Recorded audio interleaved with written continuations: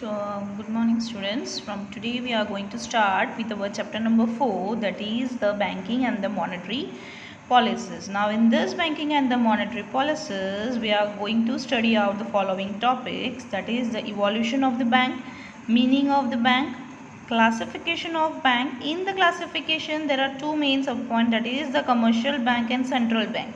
Now in commercial bank we are going to study the functions of the commercial bank, presence of the commercial banks in India, and in the central bank regarding the RBI and its functions. The last point related to this is the monetary policies, that is going to include the instruments of the monetary policies.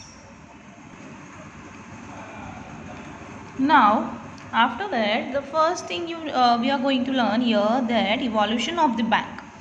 Now how the bank is evolved, the main important thing is, in the English language the word bank means the heap or the mass. First thing we need to remember, what does in English language it means. Then the second one, in the Sanskrit language the akin word to the bank is the bund, and from that word bundod is derived, and that bund means the collection of the capital fund. So in English language and in Sanskrit language you need to remember both the words. And the third important point, that Bank of Barcelona, set up in Spain in 1401, is the first real bank established in the world. Here, which was the first bank set up in Spain can be asked for the 1 mark. Then you need to write down that the Bank of Barcelona, which is set up in the Spain and in the year 1401. So these are the three important points you need to remember in the evolution of the bank. Now the point another is the meaning of the bank. Now here we can say as everything depend on the bank, that is our bank is working for the economy. The main two important thing, that is the work done by bank, is collection of the money and the lending of the money. So here are the two definitions, that is the meaning. You can see on your screen, students, that a bank is that institution which provides the services of banking. As banks provides us the various facilities of the payment, we can say, withdrawal, we can say, so many other things. So the institution which provides the various facilities, various services, that can be termed as the banking. Now another definition you can see in the second point, that a bank is an institution authorized to collect people's savings with the purpose to deposit the lending those. Now under the condition of the returning them when the depositors demand. So here three things you need to remember, that the collection of the people's saving is done, then with the purpose to deposit the particular lending, and after that condition, what the condition over there is, whenever the particular deposit, that is the account holder, demand for a money, the bank return the particular amount as per the demand of the account holder. So this is the another definition. You can also write it as, a bank is a commercial organization functioning for the profit, which accepts people's savings in the form of deposits and pays the interest in return. So it ensures the safety of this deposit, we can say, lend money from the depositor to the people who need by charging them with the interest, and invest the surplus funds in various sectors for the development of the nations. So in short, banks provides us the facilities, that are the services, and that institution which provides us the various banking services is called as the bank. Now after that is the classification of bank we are going to study, that is the commercial bank, central bank. In commercial we are going to study the function of the commercial bank and the presence of the commercial banks in India. And the second, central bank, that is our RBI, and the functions of the RBI in India. So these are the points. Now first we are going to do the commercial bank. Now in the commercial bank functioning, there are total two types of functions of the commercial bank. That is, first is the primary function, second one is the secondary functions. Now in the 5 primary functions, there are total 5 sub-points: accepting the deposit, provide credit facilities, payment and withdrawal facilities, credit creation, interbanking transactions. Now in the secondary functions we are going to study agency and utility services, provide various facilities like with the changing times. And agencies with the utility services we can also say as a agent to customers also. So here there are two types of functions, primary functions and the secondary functions. Now today we are going to see the primary functions. Students, before starting with the primary functions, the first thing we are going to see, that is the commercial bank. Now according to the Banking Company Act in the year 1949, this question may also ask for 1 mark in the which year, then you need to answer 1949. Now in that, the definition of the commercial bank, that is commercial bank is one which transacts the business of the banking, that is accepting the deposit from the people for the purpose of lending or investment, repayable on the demand or otherwise, and withdrawal by the check, draft, pay order or otherwise. Now here the main is the accepting the deposit, then second thing you need to remember, lending the money, and repayable demand you can say. Now what is repayable? When the person need to withdraw the amount. Now the bank is going to pay the amount on that particular time. So whenever it is demanded, it is paid.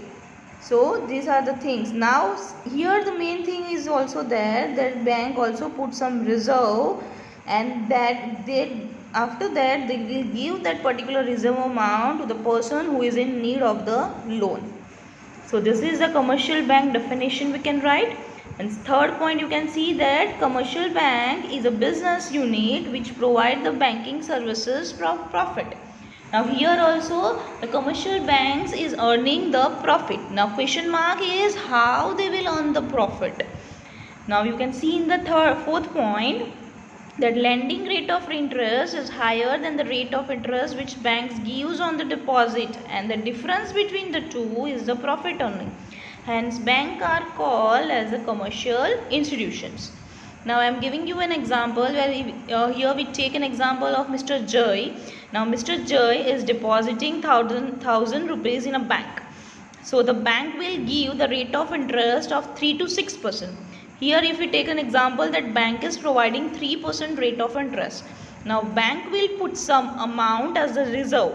For example, we can take 1000, they will reserve 20%, and the rest they will lend the people who are in need of the loan. Now 1000 minus 20% is equals to 200 rupees. Now that is 800 can be given to the person who is in need of the loan. Now what the bank will do on that 800, they will charge the rate of interest which is higher than given on the savings account or any of the other deposits. So they will give the loan on 8 or 10%. Now and they will earn the rate accordingly. So the difference between the two rates, that is termed as the profit for the commercial institution. So this is how the commercial institution is earning the profit. So exactly what is written in the fourth point, the lending rate of interest is higher than the rate of interest which banks gives on the deposit, and the difference between the two is the profit earning for the institutions. And you need to also remember that SBI is the largest commercial bank of the India. Now we'll start with the primary functions, that is accepting the deposit. Now when there are total 3 types, that first is the current account, second savings account, and the third one long term or fixed deposit. Now current account, you can see that first question arises that who can open up the current account. Then here we have written in the first point, you can see that it can be opened up by the business, firm, individual also. Like merchants, industrialists, we can say, who are doing the frequent money transaction in a day can open up this account. So second point is written highly liquid, and third is a numerous transaction. As it means that numerous transaction can be done. You can withdraw the amount for a number of time. So it is said as a highly liquid. And the third, it is said no interest is paid. Here the bank does not provide interest on the current account. So it is said as a, so no interest is given by the bank on such deposit to the account holder. But the checkbook is given to each and every account holder. So bank here also provides the overdraft facilities to the account holder. So this is the current account deposit. Then it comes the saving account. Now saving account. Now here also who can open up? It is open up by the individual or jointly. It's majorly open up by the people belonging to the middle class. Farmers also opens savings account. Now here in this, people keep their amount, that is a deposit, for a shorter period of time. Here money can be withdrawal by the check, we can say, or by the withdrawal slip. You can fill up the withdrawal slip and can withdraw your money. The nominal rate of interest is paid here in the savings account because interest rate is quite low. That is the less provided in the savings account than the other accounts. In this, recurring deposit point is also there. Now here what will happen, we can take as if you are opening the recurring deposit for rupees 3000, every month 3000 will be deducted from my account and that will be deposited in the recurring deposit account, and I will get 6% or 6.5% or that. So this is the one type of saving is done. We can also write as bank providing the recurring account facility to their each and every account holder. If the account holder is not able to save certain amount or big amount every month, then they can save small amount and deposit it to this account. So indirectly this is a saving, and thus the savings gradually increases and compound interest is paid on the money. So it is a small type of saving that is termed as a recurring account. So more interest than the saving account. The interest paid on the recurring is quite more than that of the saving account. If in the saving account it is given 3%, then here it will be 6% or 6.5% it is given. Now the last one, long term fixed. Then here we can say that interest will get on how many month or the year we are keeping our money, and this amount it is fixed for a longer period of time, and it is paid, the highest rate of interest is paid on the fixed deposit. If we compare all the three accounts, then the saving purpose or interest purpose, then the long term, that is a fixed deposit, is beneficial as the interest rate is quite higher than the other two.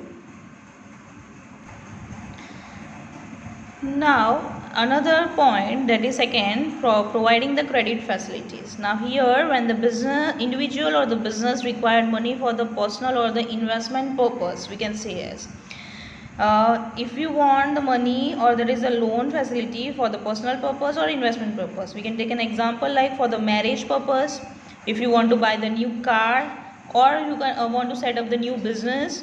For if your father or mother wants you to study in the abroad, and that for education loan is also be taken. So various types of loans, credit facilities are provided by the bank. Now here interest rates are charges as per the requirement. Like example, loan for the home is taken, then it will be 8 to 10%. If it is taken for two-wheeler, then it will be 13 to 17%. And for the last personal purpose is there, then it may be charged 18 to 24%.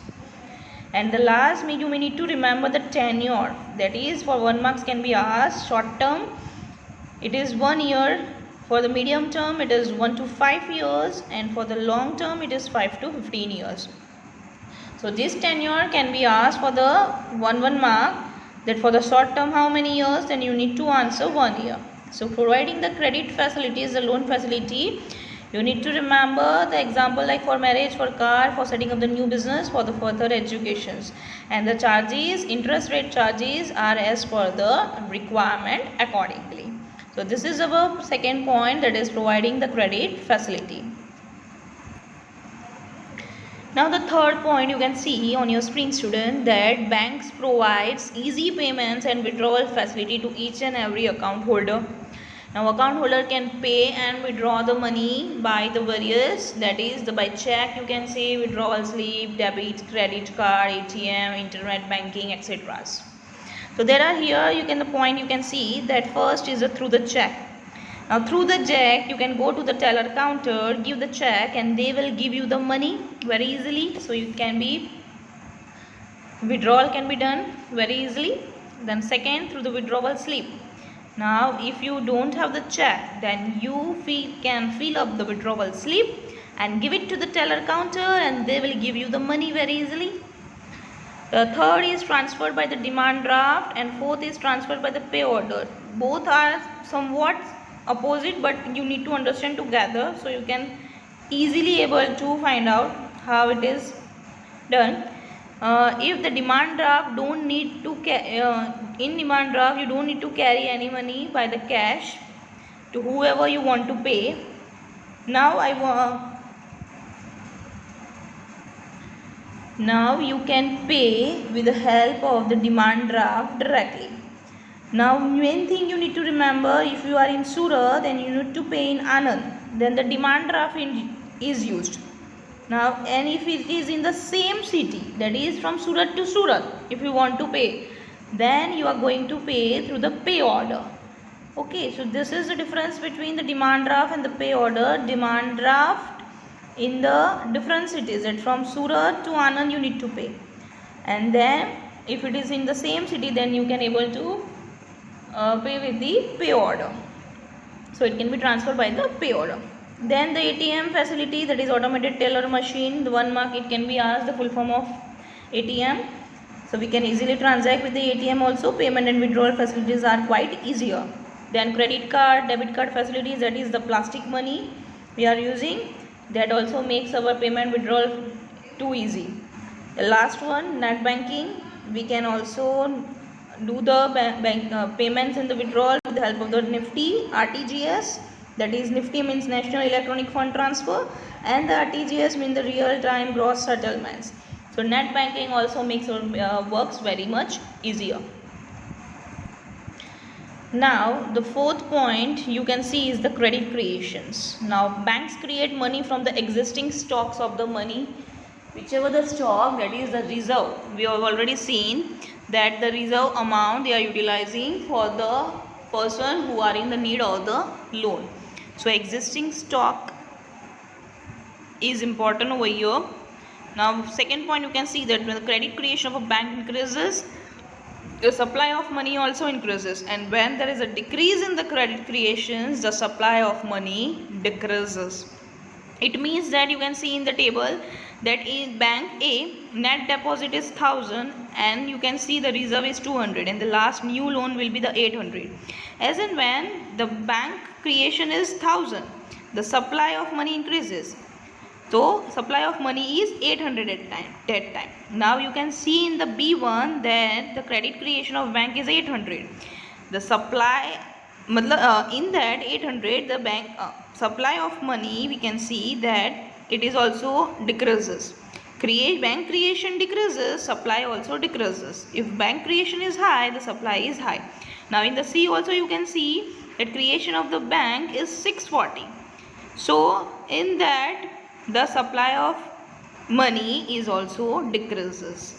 So similarly the same point which is related to the second, that credit creation of bank increases, supply increases, and when the credit creation decreases, the supply of money also decreases with that. So this is how the credit creation is done, and mainly the reserve 1000 is there, 20% is reserved, and then the new loan for the 800, then it will given to the person who are in need. So this is how the bank also keeps the amount as a reserve for lending the money.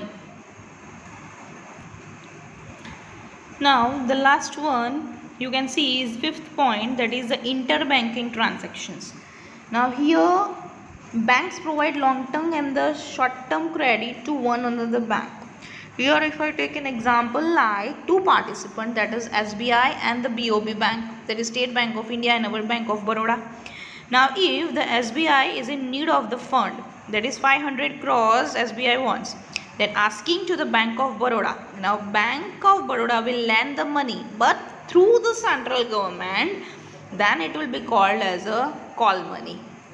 That is what written in the same second point, that short-term credit provided by one bank to another bank through the central bank, then it is called as a call money. Now third point, you can see the interest rate on call money is called the call money rate. Very simple. So you need to answer with the two. You can also write the example related to the SBI and BOB, that what it is same in your second point. Credit provided by one bank to the another bank, but you need to remember through the central bank over there, and it is termed as the call money. That call money may be asked for the 1 mark definition in your exam, that what is call money, and may be asked what is call money rate. Then the interest rate paid on that call money is termed as the call money rate. So this is our last topic, that is the interbanking transaction. So today we are going to do till the primary functions only. The secondary functions we are going to carry out in our another lecture, in our another session. So till whatever we have done, prepare it thoroughly, students, and if any doubts related to this, do ask. Thank you and have a nice day.